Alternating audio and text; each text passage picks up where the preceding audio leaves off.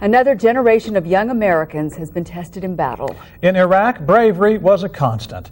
Yet only time will tell if this latest war adds a name or two to the list of those who wear America's most precious gem. Just 2 surviving Oklahomans know the pride and bear the burden of wearing the Medal of Honor, which is why you should know Dick McCool.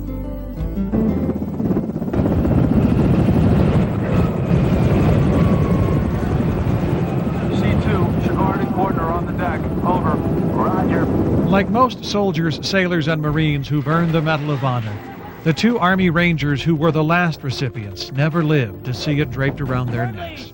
They died 10 years ago in Somalia. My leg's broken! My back feels kind of weird! Gotta get you out of here, buddy! Pulling him out! Cover! Ah. Their names, the last 2 entries on a list of 3,440 true American heroes.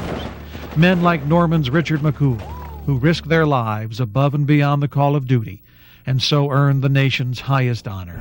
Richard McCool was a Navy man, and so it seems fitting that to find him today, to hear his story, you've got to head out to sea, at least for a little bit, on a passenger ferry from Seattle to Bainbridge Island, Washington.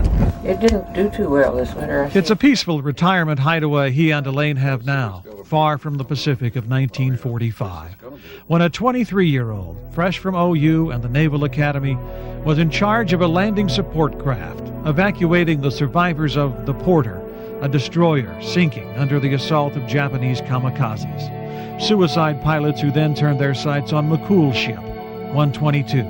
He ordered his gunners to open up, and they took down that first plane, hit the second as well, before it crashed into the conning tower where he was standing, and his little ship was swallowed in flames.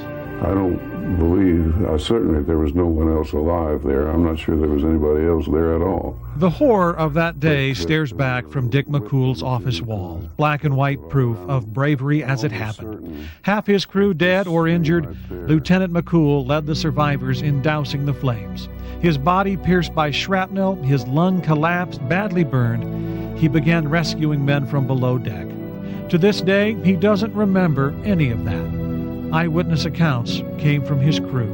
I theorize that there may be some things that are so shocking and so remarkable that your brain blacks them out, or I don't know. Harry Truman had said he would trade the presidency for a Medal of Honor. Dick McCool doesn't remember what the president said to him in those few seconds that day, nor what he said to the president. For years after, he worried he wasn't deferential enough in that setting.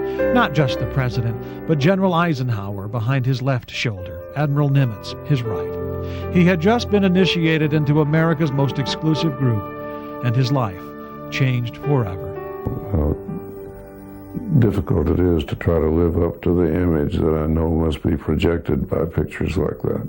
It's been said earning a Medal of Honor is easier than wearing one. For years, doubt gnawed at Dick McCool. He fretted he wasn't worthy, that no man could live up to the expectations tied to that blue strand of ribbon. It's this awful responsibility of feeling inadequate to actually be that good. Today, as he drives about the island, his special license plate draws well-meaning admirers who will leave notes under his wiper blades, thanking him for saving the country. Dick says that's a responsibility he never really wanted. He was just an ordinary man who, in a split second of terror, found something extraordinary within. Where does bravery come from? I think rather than bravery, I would call it a feeling of responsibility. But that's what's, in a certain situation, that's what one's duty is, what one's expected to do. Whether one would do so if you knew that it was certainly going to result in your death, I have very serious doubts.